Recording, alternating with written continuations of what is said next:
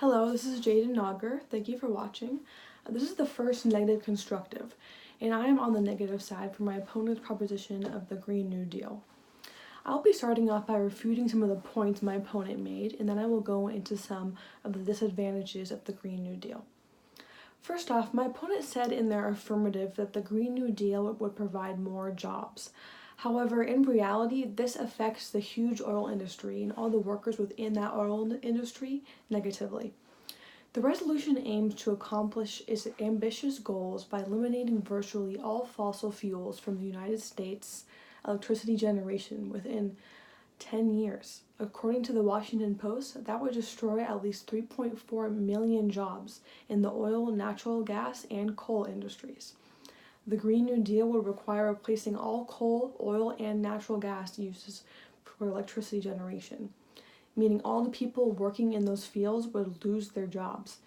In addition to this, even more workers would lose their jobs when all manufacturers and industries are forced to go green. The Green New Deal would mandate the removal of pollution and greenhouse gas emissions from every manufacturer and industry. If this occurs, the cost of producing products in the United States would increase so substantially that it would be virtually impossible for American companies to beat their global competitors. Manufacturers staying in the U.S. would try to cut their costs in other ways by holding down wages and replacing as many workers as possible with automation. So going into my first disadvantage, the Green New Deal's cost would be stupendous. According to the Competitive Enterprise Institute, one of the main promoters of the Green New Deal, freshman representative Alexandria Ocasio-Cortez, said recently that paying for it may require raising the top tax rate on incomes above $10 million to 70%. The experts developing the Green New Deal openly admit that it will cost not billions, but rather trillions of dollars.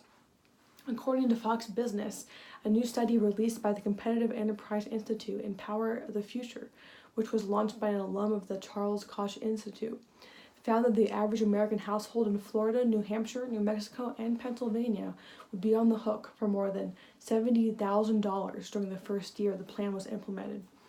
After the first year, families in these states would likely be required to pay about $45,000 for the next 4 years, and more than $37,000 from there on out.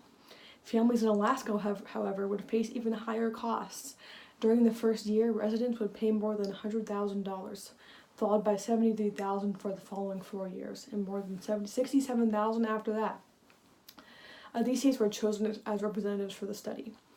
At best, it can be described as an overwhelmingly expensive proposal reliant on technologies that have not yet been invented, researchers wrote. Carbon, whether contained in wood, coal, gas, or oil, is a byproduct of burning fuel. Eliminating these energy sources would have massive ramifications for the economy. In addition to this, battery backup for renewables is very expensive. Because of their high cost, batteries tend to be used only for very short time periods. At a 3-day storage level, batteries do nothing to smooth out season to season and year to year variation. We can get some idea of the cost of batteries from an analysis by Roger Andrews of a Tesla/Solar City system installed on the island of Tau. The island is in American Samoa, near the equator. This island received a grant that was used to add solar panels plus a 3-day battery backup to provide electricity for the tiny island. And any outages longer than the battery capacity would continue to be handled by a diesel generator. The goal was to reduce the quantity of diesel used, not to eliminate its uses completely. Based on Andrews' analysis, adding a 3-day battery backup more than doubled the cost of the PV alone system. It added 1.6 times as much as the cost of the installed PV. This analysis was for a solar system, one of the main energy components for the Green New Deal. For my second disadvantage, green energy sources are much more unreliable than the fossil fuel energy sources we've been using and continue to use today. According to the Competitive Enterprise Institute, green energy sources from the sun and the wind would cause electric power brownouts, and blackouts would likely become more common if Americans were forced to rely on these energy sources. Solar energy is particularly a problem in winter. In northern latitudes, if utilities want to use solar energy to provide electricity in winter, they'll likely need to build several times the amount of solar generation capacity required for summer to have enough electricity available for winter, thus creating even more costs. Also, according to Our Finite World, wind energy is also very dependent upon the continuation of our current economy, With many moving parts, wind turbines need frequent replacements of the parts. These parts need to be precisely correct with virtually no tolerance for change. Sometimes helicopters are needed to install the new parts, and because of the need for continuous high technology maintenance services, wind energy cannot be expected to continue to operate for very long unless the world economy, with all of its globalization, can continue pretty much as today. And lastly, for my third disadvantage, wind, solar, and hydroelectric have pollution problems themselves. According to our finite world, with respect to solar panels, a major concern is that if the panels are broken, for example by a storm or near the end of their lives, water alone can leak toxic substances into the water supply. Another issue is that recycling needs to be subsidized to be economic. The price of solar panels need to be surcharged at the front end if adequate funds are to be collected to cover recycling costs, and this is not being done in the US. And wind turbines are better in terms of not being made of toxic substances, but they disturb bird, bat, and marine life in their vicinity. Humans also complain about their vibrations being too loud close to their homes.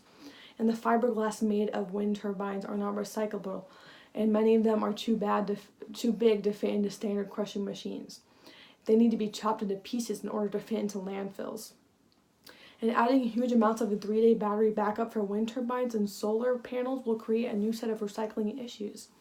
The extent of the recycling issues will depend on the battery materials used. Of course, if we try to ramp up wind and solar by a huge factor, pollution problems will rise accordingly.